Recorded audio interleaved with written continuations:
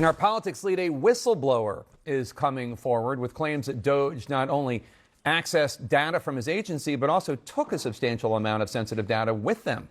According to a disclosure shared with Congress, quote, around 10 gigabytes of data, or quote, the equivalent of a full stack of encyclopedias worth if someone printed these files as hard copy documents, unquote. Now, that data came from the National Labor Relations Board. That's an independent federal agency that investigates allegedly unfair labor practices by private sector employers and unions and collects and stores sensitive and confidential information in the process. It's the type of information that Democratic Senator Chris Murphy asked the head of the National Labor Relations Board if she would protect from Elon Musk during her, it asked the Secretary of Labor, rather, if she would protect this data from Elon Musk during her confirmation hearing in mid-February. And this is an individual who owns companies that have existing investigations. He has a direct interest in getting information about the seriousness of those investigations. He has interest in getting information about investigations against his competitors. So that's the reason why it should be protected, among others. Joining us now, Daniel Baroulis. He's the whistleblower that we were talking about, as well as his attorney, Andrew Buckeye. And Daniel, you're fairly new to this role.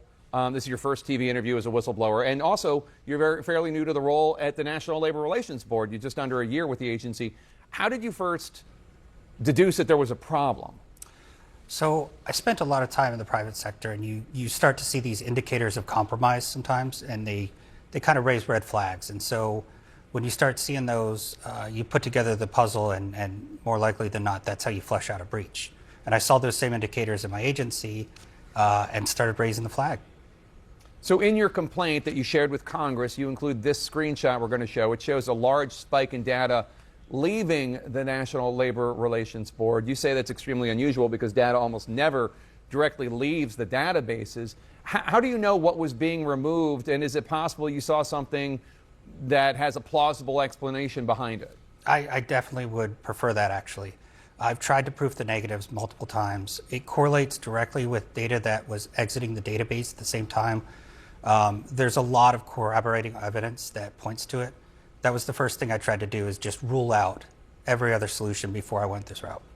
We reached out to the White House about your claims, which obviously were made public when you came forward and went to Congress. You got this statement, quote, "It is months old news that President Trump signed an executive order to hire DOGE employees at agencies and coordinate data sharing. Their highly qualified team has been extremely public and transparent in its efforts to eliminate waste, fraud, and abuse across the executive branch, including the National Labor Relations Board," unquote. What's your response to that?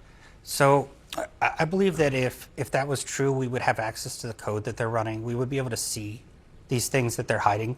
I don't believe that there's transparency, and that's all I'm asking for here. And Andrew, give us the view, the 30,000-foot view here, because obviously this data could be beneficial to others, either corporations or even a foreign actor with malign intention. How do you know that? So we know that because the information that the National Labor Relations Board looks at are basically corporate documents and things that involve unions. So there's a lot of sensitive corporate information that is included within this, which, yes, could be of interest to Elon Musk, but at the same time, they're of interest to our foreign adversaries. I'd like to step back for a moment and talk about what the larger implication is here. So this is happening at the NLRB, at the National Labor Relations Board. But Dan is brave enough to come forward, and there are others within the government that I've talked to and that we've talked to who have seen something identical as this. There are two data points that I want to point out that should give everybody pause. The first thing, what Dan witnessed, was that within 15 minutes of DOGE employees creating user accounts, i.e. usernames and passwords, within 15 minutes of those accounts being created, somebody or something from Russia tried to log in with the right username and right passwords, that is to say, the right credentials, and that happened over 20 times. The second data point, which is really critical, is that DOGE has also been using Starlink as a means to exfiltrate data. What that means is that, from our understanding, that Russia has a direct pipeline of information through Starlink, which means that anything going through Starlink is going to Russia. We also know that this is not unique to the NLRB. This is happening government-wide.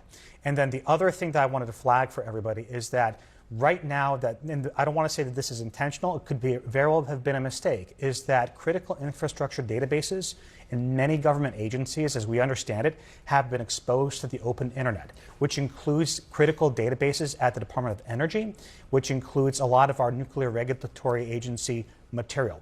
So right now, the real concern is that this is not unlike Chernobyl and all of the control panels lighting up after the meltdown. This is serious, and I just want to commend Dan for coming forward to bring this to everybody's attention, because this really is the tip of the iceberg. Andrew, how can you say, how do you know that somebody was logging in from Russia in that 15-minute period? Dan actually saw that happen. Yeah, there's logs and records we keep that show, they geotag based on latitude, longitude, where login's coming from. And we saw blocked ones from Russia using that account. You also told our producer that shortly after sharing your concerns about a potential breach that you received a threat at your home, including photographs. What did the photographs show? Was there a message? The message was clear, although poorly constructed. It was to stop looking, stop reporting. The pictures were of me walking my dog from above. Basically, a satellite photo? No, it was actually taken by a drone. Yeah. What's really disturbing about all of this is that we had somebody literally either themselves or have somebody go to Dan's home and tape a threatening note, a menacing note that included a lot of personal information. There was a clear reference to his whistleblowing activities ahead of our filing, and with an image basically threatening him as he's walking his dog.